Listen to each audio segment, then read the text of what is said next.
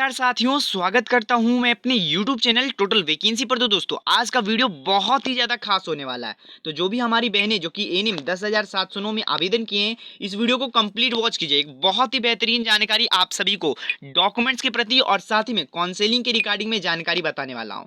आप लोग को ये जानकारी अभी तक कोई भी अदर प्लेटफॉर्म पर नहीं मिलेगा। तो जो भी चैनल पर नए आए हो दोस्तों, चैनल को सब्सक्राइब कर बेल नोटिफिकेशन ऑल पे सेलेक्ट कर लीजिएगा, क्योंकि बीटीएससी और स्वास्थ्य विभाग के माध्यम से जो भी जानकारी आती है सबसे पहले आप तक पहुंचाने की कोशिश करता हूं। तो चैनल को सब्सक्राइब जो भी अभी तक हमारी बहनें नहीं किए हैं या फिर जो भी हमारे ब्रदर नहीं किए हैं, चैनल को सब्सक्राइब कर बेल नोटिफिकेशन ऑल पे सिलेक्ट कर लीजिएगा, क्योंकि बीटीएससी के द्वारा जो भी अपडेट्स आएंगे सबसे पहले आपको हमारे चैनल के माध्यम से बताया जाएगा। तो दोस्तों आज की इस वीडियो के माध्यम से मैं आपको जानकारी देने वाला हूं कि काउंसलिंग में कुछ ऐसे बातें हैं जो कि आपको ध्यान में रखनी चाहिए। साथ में कई सारे ऐसे स्टूडेंट्स हैं जो कि यहाँ पर आप कैसे तो घबरा रहे हैं उनके जाति प्रमाण पत्र को लेकर के, निवास प्रमाण पत्र को लेकर के और अक्षर प्रमाण पत्र को लेकर के। इसके बारे में आपको कंप्लीट जानकारी बताऊंगा कि मायके का, ससुराल का कहाँ का लगना है और कब तक का यहाँ पर रहना चाहिए, वो पूरी जानकारी। तो निश्चित रहिएगा, वीडियो के लास्ट तक बने रहिएगा। आपका जो भी मन में डाउट चल रहा है सभी कुछ क्लियर हो जाएगा। तो चलिए दोस्तों वीडियो को स्टार्ट कर लेते हैं। सबसे पहले दोस्तों यहाँ पर ये जो कि विज्ञापन आप देख रहे हो, ये जो कि नोटिस देख रहे हो, ये बीटीएससी के ऑफिशियली जो कि एएनएम के लिए 10,709 की भर्ती निकाली गई थी उनके द्वारा ऑफिशियली डिटेल्स वाला नोटिस है।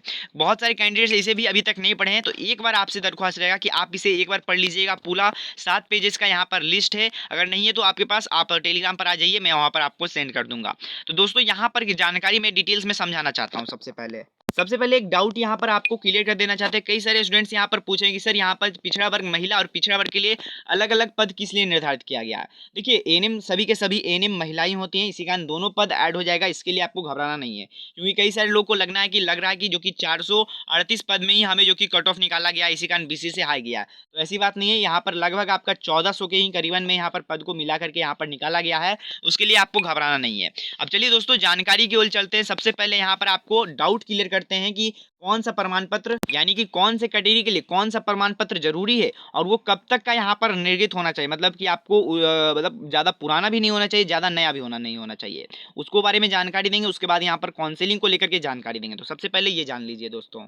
सबसे पहले दोस्तों यहाँ पर आरक्षण के बारे में डिटेल्स में आप लोग को जानकारी बता रहे हैं। सबसे पहले दोस्तों आरक्षण उन्हीं कैंडिडेट्स को मिलेगा जो कि बिहार के मूल निवासी हैं।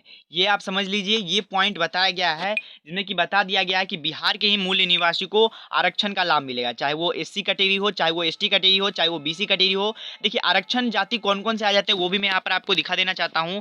तो देखिए आरक्षण कोटि करीबन 5 कोटि हैं। जनरल को छोड़ करके सभी आपको एक तरह से बोल सकते हो कि आपका आरक्षित कोटि ही है। तो यहाँ पर जनरल में वही कैंडिडेट्स आएंगे जो कि दूसरे राज्य वाले आवेदन करेंगे, उनका डायरेक्टली वहाँ पर वो जनरल में डाल दिए जाएंगे। अब यहाँ पर मैं आपको जानकारी डॉक्यूमेंट्स के बारे में देने वाला हूँ, लेकिन उससे पहले यहाँ पर मैं बता देना चाहता हूँ जो भी आपने ऑनलाइन आवेदन किया है अब आपको उससे बदलना नहीं है। मतलब कि कई सारे ऐसे स्टूडेंट्स होंगे वो ऑनलाइन आवेदन करते समय कोई और डॉक्यूमेंट्स दिए होंगे और आप बोल रहे हैं कि हम अगर एनसीएल मतलब पहले दे दिए थे कुछ और अब नया बनवाएं तो वो दे देंगे।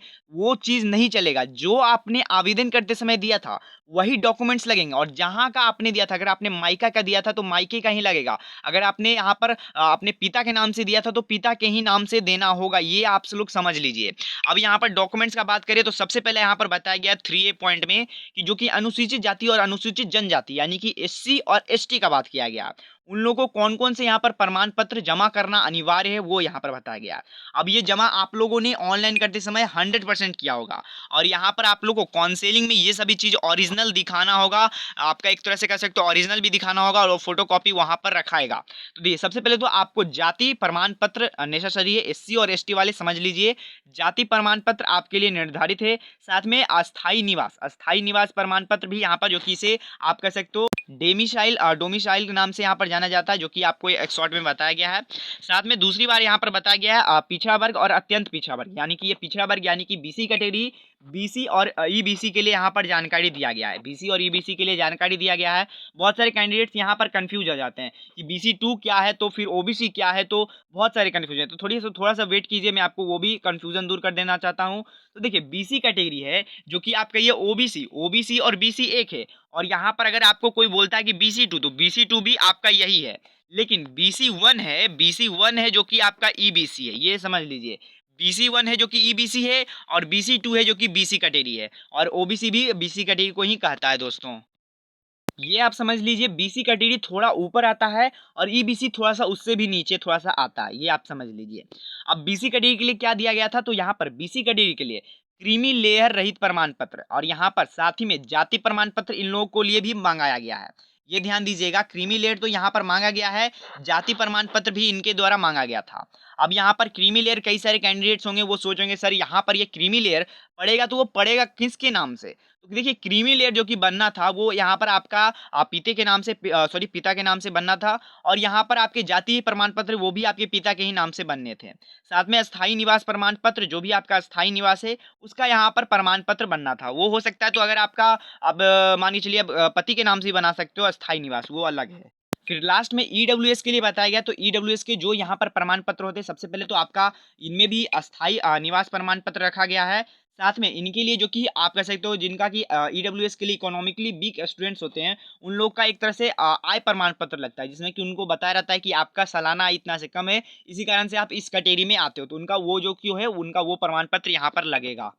अब देखिए जो कि यहाँ पर कई सारे लोग होंगे जो कि मायके से या ससुराल से यहाँ पर वेट कर रहे हैं, वो जानकारी यहाँ पर दिया गया है स्पष्ट रूप से।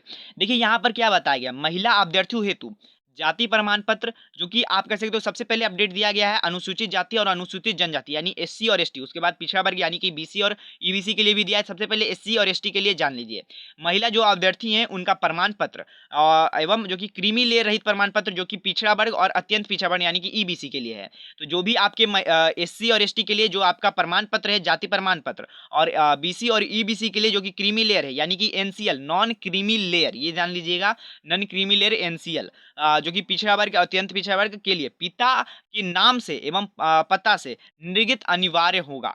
तो देखिए आपके जो भी मैंने यहाँ पर डॉक्यूमेंट्स के नाम बताए, जो भी आरक्षण के डॉक्यूमेंट्स हैं, आरक्षण के डॉक्यूमेंट्स यानी कि एससी और एसटी के लिए आपका जाति प्रमाण पत्र और बीसी कैटेगरी और ईबीसी के लिए आपका क्रीमी लेयर रहित प्रमाण पत्र, ये दोनों का बात किया गया है कि पिता के नाम से तो होने ही चाहिए, साथ ही में उनके पता के भी नाम से होने चाहिए। तो यहाँ पर आपका डायरेक्ट आ चुका है कि मायके के जगह से होने चाहिए। साथ में बताया गया है दोस्तों, यहाँ पर बताया गया कि पति के नाम से आपका जो भी यहाँ पर डॉक्यूमेंट्स है या फिर जो भी कह सकते हो कि जो भी आपका आरक्षण वाले डॉक्यूमेंट्स है वो सभी में इसकी ज़रूरत नहीं है। तो आरक्षण जो भी आपके डॉक्यूमेंट्स दिए जा रहे हैं मतलब जिससे कि आपको आरक्षण मिल रहा है, यही सभी जो कि डॉक्यूमेंट्स के नाम बताएं वही सिर्फ आपका उसमें आपको पिता के नाम से बनवाने हैं। और अगर आपको निवास बनवाना है और भी जो कि डॉक्यूमेंट्स है वो आप पति के नाम से बना सकते हो, उसमें कोई दिक्कत नहीं है। पर जो आपके डॉक्यूमेंट्स आरक्षण वाले हैं, आरक्षण का डॉक्यूमेंट्स आपका यहाँ पर पिता के नाम से होने चाहिए, ये अनिवार्य रखिएगा दोस्तों।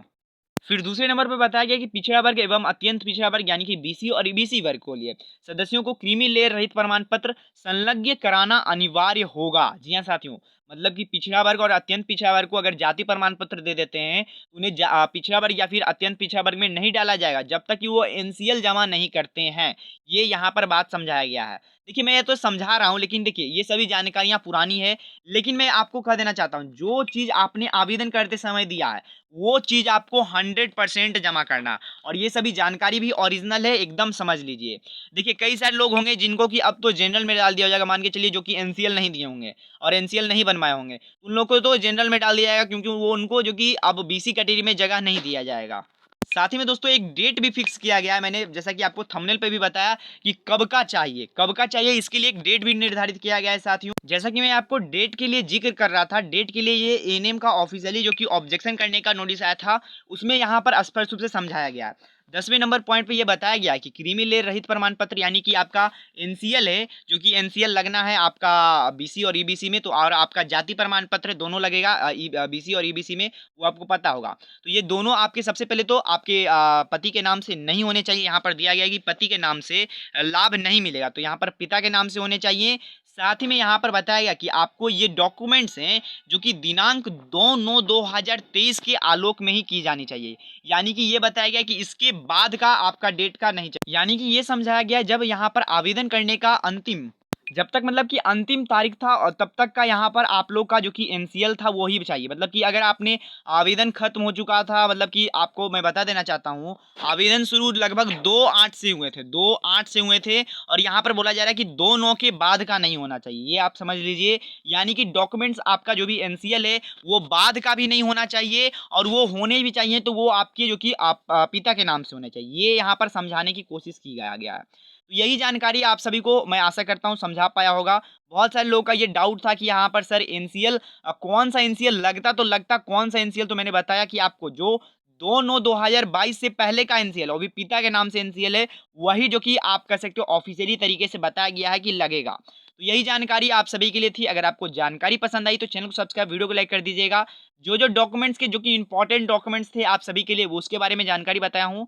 साथ में काउंसलिंग को लेकर के जो भी टोटल डॉक्यूमेंट्स लगेंगे उसके रिगार्डिंग में आपको जानकारी जल्द ही मिल जाएगी। उसके लिए आपको घबराना नहीं है दोस्तों। मिलते हैं कौन वीडियो में, तब तक के लिए गुड बाय, जय हिंद, जय भारत, वंदे मातरम। Thank you for watching video, मिलते हैं।